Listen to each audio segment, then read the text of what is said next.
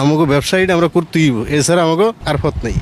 টাকার বিনিময়ে দেয়, টাকা যদি দেয় 1000 2000 দেয় তাহলে কাঠ নেয়, চাল দেয়। তখন মনে করেন একবেলা খাই একবেলা খাইতে পারি না।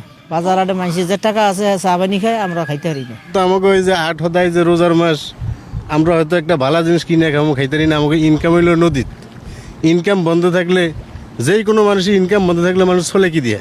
দেখা গেছে যে রোজার মাস সামনে ঈদ আইয়ে, ফলাইন তো আমাকে দিয়ে ছায়ারিছে, আমরা কামেরিজি করুম, একটা ফলাইনের জন্য হাঁস পোশাক ভালো কিনুম, বউ বেটি ছায়ারিছে তাগুলোকে হাঁস পোশাক কিনুম, কিন্তু আমাকে ইনকাম বন্ধ।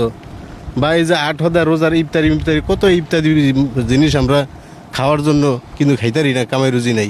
আর এবার তো সরকার চাউলও দেয় না, তো কি করবো, মানে আমরা ফেটের দেয় নদীতে যাইতে হয়।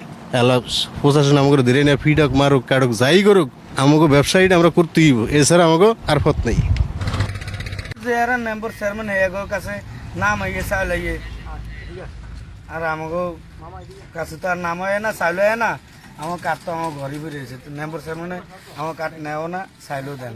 টাকার বিনিময়ে দেয়, টাকা যদি দেয় 1000 2000 দেয় তাহলে কাঠ নেয়, চাল দেয়। কোনো সময় আমরা চাল ডাল পাই না, আর আমরা বহুত কষ্ট করিয়ে চলি। এখন অভিযান দিছে সরকারি, আমাকে ধরিয়ে নিলে পোলাই ছেলে সন্তান না খাইয়ে মরিয়ে যাব, 10 টাকা দিয়ে সারিয়ে আনতে পারবো না। তখন মনে করেন একবেলা খাই একবেলা খাইতে পারি না। বাজার হাটে মানুষের যে টাকা আছে চা পানি খায়, আমরা খাইতে পারি না। আমরা চাইয়ে দুঃখ প্রকাশ করি, ঠিক আছে। আর আগের জমানা যেরকম মাছ আনাজ আসিল, এখন মাছ নদীতে সেরকম মাছ আনাজ নাই।